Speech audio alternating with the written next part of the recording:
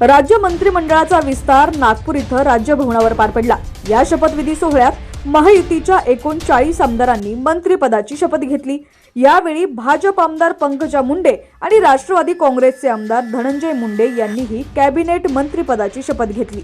कधी काळी एकमेकांचे कट्टर राजकीय विरोधक अशी ओळख असलेल्या या मुंडे बहीण भावानं महायुती सरकारमध्ये एकाच दिवशी घेतलेली मंत्रिपदाची शपथ राज्याच्या राजकारणात चर्चेचा विषय ठरली आहे। धनंजय मुंडे यांनी त्यांचे काका आणि राज्याचे माजी उपमुख्यमंत्री दिवंगत गोपीनाथ मुंडे यांच्याशी झालेल्या राजकीय मतभेदानंतर राष्ट्रवादी काँग्रेसमध्ये प्रवेश केला होता।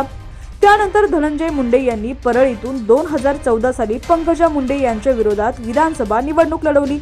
या निवडणुकीत पंकजा मुंडे यांनी त्यांचा पराभव केला। मात्र 2019च्या विधानसभा निवडणुकीत धनंजय मुंडे यांनी 40,000हून अधिक मतांनी पंकजा मुंडेंचा पराभव केला। या राजकीय संघर्षामुळे भावा बहिणीच्या नात्यातील दरीही वाढली होती। मात्र 2023 मध्ये राजकीय समीकरणं बदलली आणि अजित पवारांची राष्ट्रवादी भाजप सोबत सत्तेत सहभागी झाली। धनंजय मुंडे यांनीही अजित पवारांची साथ दिल्यानं त्यांना तेव्हाच मंत्रिमंडळात स्थान देण्यात आलं होतं।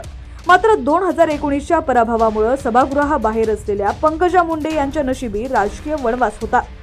दरम्यान काही महिन्यांपूर्वी झालेल्या लोकसभा निवडणुकीत भाजपनं बीड लोकसभा मतदारसंघातून पंकजा मुंडे यांना उमेदवारी दिली होती।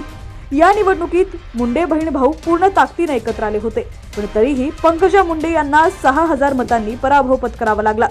त्यानंतर भाजपने पंकजा यांना विधान परिषदेवर संधी दिली। त्यामुळे आमदार झालेल्या पंकजा मुंडे यांना देवेंद्र फडणवीस यांच्या नेतृत्वाखाली नव्या सरकारमध्ये संधी मिळणार की नाही याबाबत उत्सुकता होती।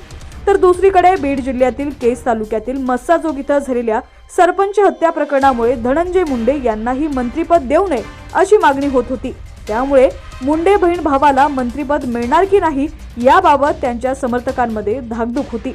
परंतु आता अखेर भाजपने पंकजा मुंडे यांना तर राष्ट्रवादीनं धनंजय मुंडे यांना मंत्रिपदाची संधी देण्याचा निर्णय घेतला असून आज या दोघांनीही मंत्रिपदाची शपथ घेतली आहे। चॅनलवरती नवीन असाल आणि अजूनही HPN मराठी न्यूज चॅनलला सबस्क्राइब केलं नसेल तर नक्की सबस्क्राइब करा, जेणेकरून आमचे अपडेट्स लवकरात लवकर तुमच्यापर्यंत पोहोचतील।